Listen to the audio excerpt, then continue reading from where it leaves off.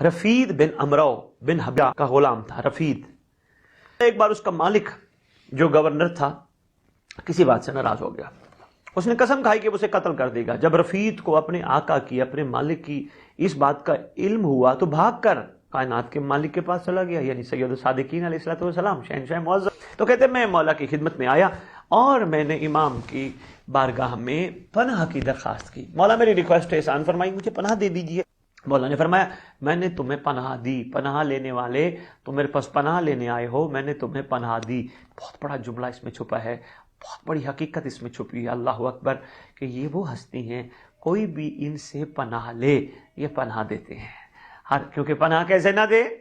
اب پناہ لینے کا ہمارا جو انداز تخاطب ہے وہ بڑا کمزور ہے، طوطے کی طرح رٹا ہوا ہے. ہم بھی کہتے ہیں بادشاہ کو السلام علیکم یا صاحب العصر والزمان، اللہ مان من فتنۃ زمان من شر شیطان و من جور زمان. ہم بھی بادشاہ کو پناہ کی ریکویسٹ کر رہے ہوتے ہیں، پناہ دیجیے، لیکن انداز تخاطب ہمارا بڑا کمزور ہے. کیوں؟ ہم اوپر سے کہہ رہے ہوتے ہیں. جس طرح رفید ہمیں سکھا رہا ہے، یہ غلام ہمیں سکھا رہا ہے کہ اگر مولا کی بارگاہ عرض کرنا ہے تو میری دل کی گہرائی سے عرض کرو، مولا مجھے بچا، میں آیا ہوں تیرے پاس پناہ لینے، اور میرا یہ میں اس پہ قسم بھی کھانے کے لیے تیار ہوں. اگر واقعتاً حقیقتاً لوگ صاحب الزمان سے بھی اسی طرح کی پناہ مانگیں اپنے دل کی گہرائی سے، السلام علیکم یا صاحب العصر والزمان، الامان الامان، مولا بچا لیجئے، مولا پناہ دیجئے، رحم کیجئے. کس سے؟ شیطان کے شر سے، زمانے کے جور سے، زمانے کے فتنوں سے. مولا بچا لیجئے، آپ نے نہ بچائے میں نہیں بچ پاؤں گا. میں قسم کھا کے کہتا ہوں آج بھی موالیاں حیدر کرار اگر دل کی گہرائی سے بادشاہ سے پناہ مانگے پناہ ملتی ہے. بندہ گناہ کے قریب نہیں جاتا، اور میرا اس پہ بھی ایمان اور یقین ہے جب تک امام راضی ہیں انسان گناہ کے قریب نہیں جاتا. گناہ کے قریب اس وقت جاتے جب بادشاہ اپنی نظر ہٹا دیتے ہیں. پھر بھی بادشاہ کریم اپنے کریم ہیں. کیوں؟ یہ وہی دستار پہن کے بیٹھے ہیں جو دستار کربلا میں کربلا کے سردار کے سر اتر پر تھی. تو یہاں ایک ہمارے لیے بہترین اور خوبصورت ایک جو راز چھپا تھا وہ یہی، اگر ہم واقعتاً حقیقتاً اس بادشاہ سے پناہ مانگیں جس طرح پناہ مانگنے کا حق ہے، تو یہ کریم ہستیاں ہمیں پناہ دینے کے لیے تیار ہیں، بچانے کے لیے تیار ہیں. مولانا نے فرمایا ہم نے تمہیں پناہ دی، تم سیدھے اس کے پاس جاؤ اور اسے میرا سلام پہنچاؤ. اچھا یہاں بھی ایک خوبصورت عمل ہے. کہیں کوئی ڈر ہو، کسی بندے سے کوئی خوف ہو، کسی بندے سے کوئی مسئلہ ہو کہ یہ مار دے گا، یہ ذلیل کرے گا، یہ رسوا کرے گا، آرام سے وہیں کھڑے ہو کے امام سے پناہ مانگو اور دل میں بادشاہ کے وہیں کھڑے ہو کر کہو میرا مولا میں نے تجھ سے پناہ مانگی تھی، اے بندہ خدا. اس کو منہ پہ نہ کہو، اے بندہ خدا، دل سے کہو میں نے اس سے پناہ مانگی جو کائنات کا مالک ہے، اس کا سلام ہے تجھ پر. دل میں کہو، انشاءاللہ تجربہ کر کے دیکھو بندہ وہ اپنا ارادہ بھی بدل لے گا. ججوں کے قلم کے فیصلے بدل جائیں گے، میں آپ کو گارنٹی کے ساتھ کہہ رہا ہوں. اگر آپ رحم کی اپیل اپنے امام سے مانگو گے، خدا کی قسم بڑے بڑے دل موم ہو جائیں گے، نرم ہو جائیں گے. اگر بادشاہ سے رحم کی اپیل مانگو گے تو بڑا بہترین ایک آپ کو میں نے کلیہ دیا ہے. درمیان میں بات آ گئی، امید ہے شاید کوئی اس سے استفادہ کر لے. اسے ہمارا سلام پہنچا اور اسے کہہ دو کہ تجھے پناہ دی، لہٰذا اس سے اذیت نہ پہنچا. رفید نے عرض کیا مولا آپ پر قربان جاؤں، وہ آپ کے متعلق جو عقیدہ رکھتا ہے وہ آپ کے فرمان کو کہاں اہمیت دے گا. فرمایا جو کچھ کہا اس پر عمل کرو، اللہ نے چاہا تو تجھے کوئی تکلیف نہیں پہنچے گی. مولا فرماتے تو جا تو صحیح، کہنے والی زبان کس کی ہے؟ لسان اللہ تجھے کہہ رہی ہے، تو جا تو صحیح، یقین تو کر، آگے تو بڑھ، پہنچتے صحیح. امام کا فرمان سن کر روانہ ہوا. راستے میں ایک عرابی ملا، مجھے پوچھا کہاں جا رہے ہو؟ اب میں بجائے اس کے کوئی جواب دیتا وہ خود کہنے لگا مجھے یہ چہرہ نظر آ رہا ہے، یہ مقتول کا چہرہ نظر آ رہا ہے. پھر کہا ذرا اپنا ہاتھ دکھاؤ. میں نے ہاتھ دکھایا تو کہا یہ ہاتھ بھی مقتول کے ہاتھ نظر آتے ہیں. پھر کہا مجھے اپنے پاؤں دکھاؤ. میں نے اپنے پاؤں دکھائے تو کہا یہ مجھے پاؤں بھی مقتول کے پاؤں نظر آتے ہیں.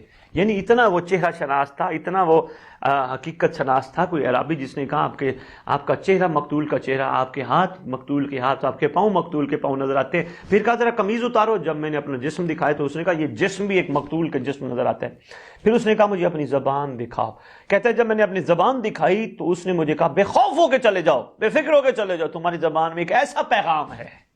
اللہ اکبر، ایک ایسا پیغام ہے اگر وہ پیغام پہاڑوں کو بھی پہنچا دو تو وہ اپنی جگہ سے چھوڑ دیں گے. رفید کہتے ہیں میں ابن ابی حبیرہ کے پاس دروازے پر گیا، داخل ہونے کی اجازت طلب کی. اس نے کہا خائن اپنے قدموں پر چل کے آ گیا ہے. اس نے پھر ایک اور غلام سے کہا چرمی فرش بچھاؤ، تلوار لے کر آؤ. چنانچہ قتل کے لیے چرمی فرش بچھایا گیا، میرے ہاتھ پاؤں باندھ دیے گئے. یعنی پوری قتل کی پلاننگ بن گئی. جلاد بلوا لیا گیا. اس وقت میں نے آواز دی, میرے آقا, اپنے مالک کو کہا, کیونکہ میں غلام تھا اس کا, میرے آقا تم نے مجھے گرفتار نہیں کرایا, میں اپنے قدموں پہ چل کے تم تک آیا ہوں. اس نے کہا یہ تو بات ٹھیک ہے, ایک پیغام دینے والے کا پیغام سن لو. اس نے کہا جی سنا. کہتے پیغام سن لو, پھر جو دل چاہے وہ سلوک کرنا. کہتے پہلے میری رسیاں کھول, میرے ہاتھ پاؤں کھول, مجھے آزاد کر, میں پھر تجھے پیغام سناتا ہوں. اس نے کہا کھول دو. رسیاں کھولی, اس کو آزاد کیا گیا.